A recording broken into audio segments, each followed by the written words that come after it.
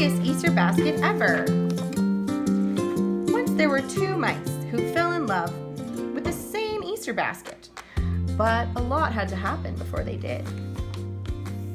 The week before Easter, moms and dads in Mouseville were spring cleaning and baking cookies when the mayor made his announcement. We will have a gala Easter celebration on the village green. We will have an egg rolling contest and an Easter egg hunt. Everyone cheered, yippee! And whoever brings the biggest Easter basket will win a prize. The mayor added. Wow, said Penelope, I'm going to make mine out of bark. I'm going to make mine out of cattails, said James. Everyone in Mouseville loves cattails. I'm going to make the biggest Easter basket ever, said Clayton, the house mouse.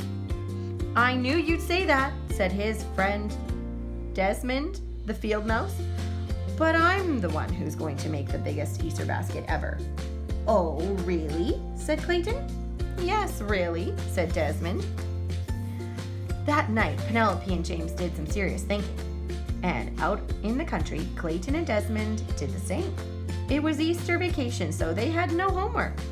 The next morning, Clayton raced to the basement behind the old Christmas wreath and broken skis. He found what he wanted, the big straw Easter basket his parents had made when he was just a baby mouse. Over at Desmond's, there was no basket, but he and his brother Morris were making one out of twigs.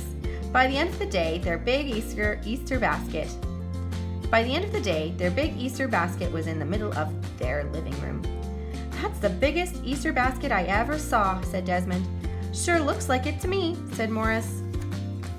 That evening, when Clayton's family came in for dinner, Dad said, Son, what's our old Easter basket doing in the middle of the living room? It's going to be the biggest Easter basket ever, said Clayton. It's going to win the town contest. But what will it have inside? Dad asked. That's important too. I hadn't thought about that, said Clayton. The same thing was happening at Desmond's house.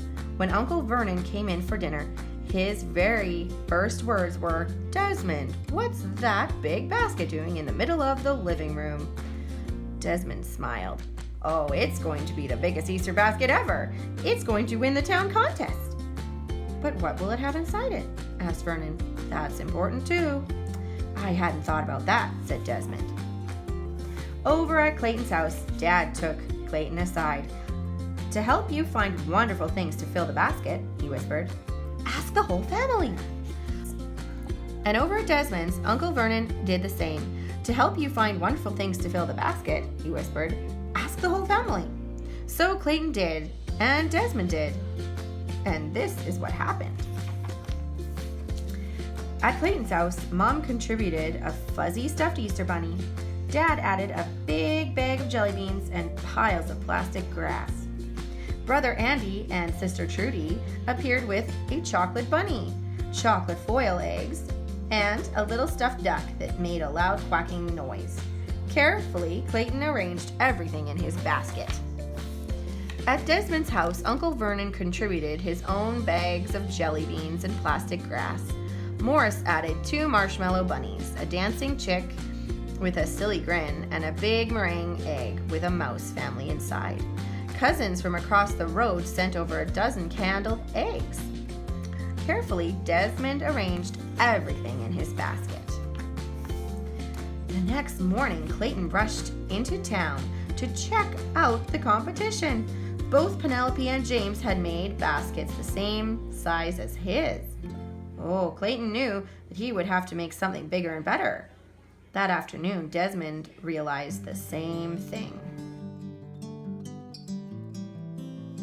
Each was certain he had to have something extra special. Colored Easter eggs, declared Clayton. Colored Easter eggs, declared Desmond. They both ran off to the market to buy the eggs and the food coloring. Clayton bought 5 cartons of large eggs and blue and green and purple dyes. Desmond bought 5 cartons of large eggs and red, orange, and pink dyes.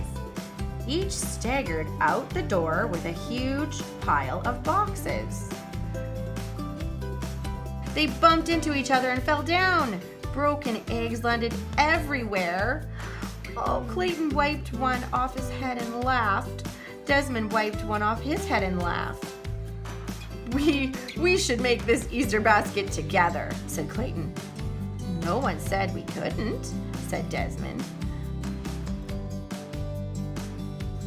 The next day, they asked their families to be partners. Soon, everyone was gathering more Easter treats.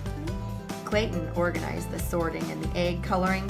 Desmond and Morris made a twig basket twice the size of their original. So big!